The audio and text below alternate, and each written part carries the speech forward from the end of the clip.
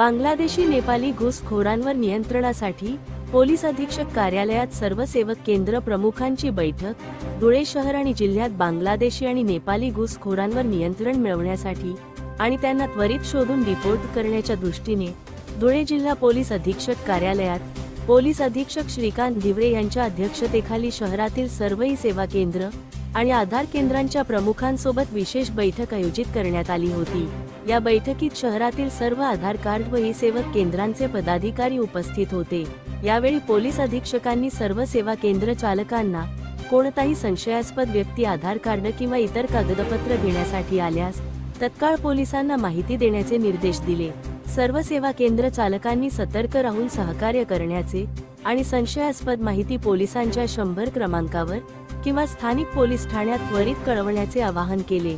यावेळी संबंधित विभागाचे पोलीस अधिकारी देखील उपस्थित होते।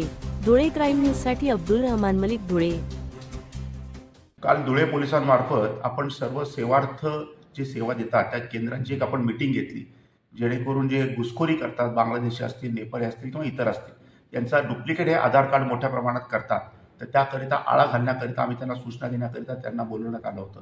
त्याचप्रमाणे त्यांना याही सूचना देण्यात आलेल्या आहेत की कोणत्याही तुम्हाला संशयास्पद एखादं सर्टिफिकेट वाटलं तर त्याचं लगेच प्रोसिडिंग चालू न करता पहिले पोलिसांशी संपर्क करावा किंवा जिल्हा प्रशासनाने संपर्क करावा, जेणेकरून या घुसखोरीला आपण टेक्निकली आळा घालू शकतो।